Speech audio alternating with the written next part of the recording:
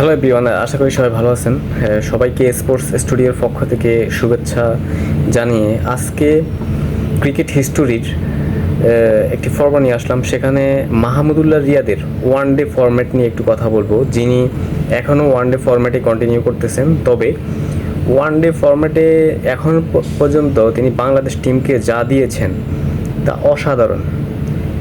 One day ফরম্যাটে তিনি 238টি match cricket খেলেন, তার মধ্যে 208টি ইনিংস তিনি ব্যাটিং করেন এবং তিনি নট আউট থাকেন 53 বার।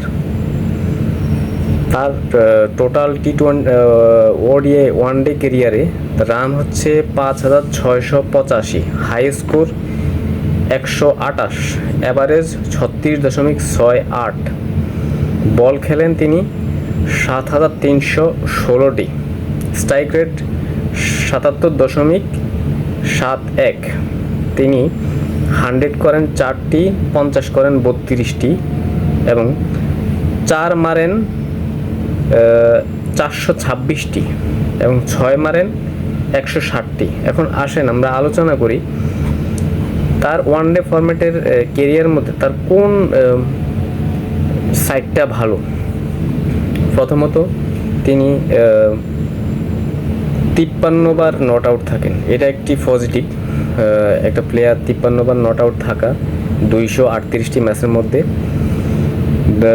তিনি 53 বার যে প্লেয়ার নট আউট থাকেন তার মধ্যে তিনি দলের সাফল্যের পিছনে ম্যাক্সিমাম ম্যাচেই তিনি সময় দিয়েছেন। তার মিডল অর্ডারে তিনি যে মুহূর্তে নামতেন, বেশিরভাগ শেষ মুহূর্তে তিনি নেমে তার ক্যারিয়ারে যে রান করেন 5685, মিডল অর্ডারে মাহমুদুল্লাহ রিয়াদের এই অবদানটিও অসাধারণ।